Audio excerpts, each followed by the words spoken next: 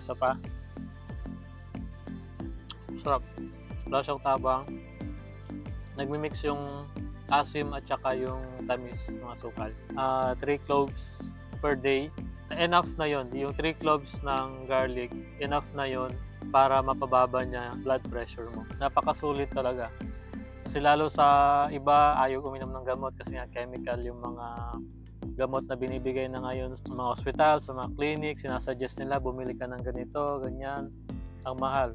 So ito na yon. Ito na yung ini-stock natin dito na product ng Lava Garlic. So merong maliliit at saka malalaki. So tingnan nyo, papansin nyo yung sabaw niya is color green na, and green na rin yung mga bawang. Okay. So compare dito, puti pa yung mga bawang, saka dito green na siya. So bubuksan natin. Magbukas tayo ng isa and titikman natin. Nakasil pa yan.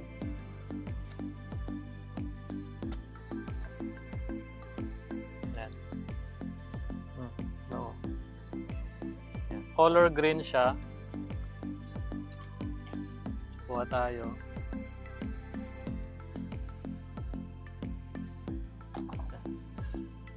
So ito na yon. Okay. So ganito siya.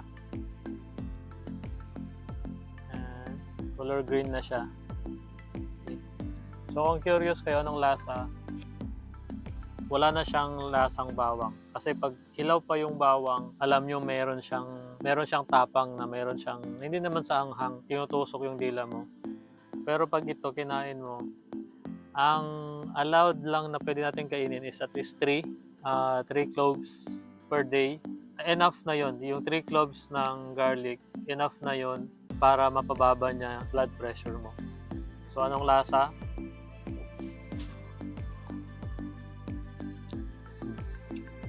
Ang tamis. May asim siya, tapos may tamis. Tapos wala nang tapang yung bawang. Okay? Yan.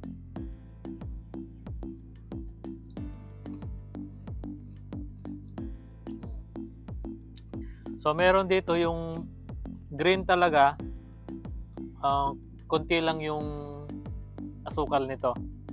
Pero pag dadamihan mo yung asukal, medyo magiging brown siya. Greenish na brown. Pero ito kasi green, ito yung gusto ko kasi medyo may pagka konti, spicy konti. Okay, so yun. So isa pa. Sarap. Wala siyang tabang. Nagmi-mix yung asim at saka yung tamis ng asukal. Napakasulit talaga. Kasi lalo sa iba, ayaw uminom ng gamot kasi nga chemical yung mga gamot na binibigay na ngayon sa mga ospital, sa mga clinic. Sinasuggest nila bumili ka ng ganito, ganyan.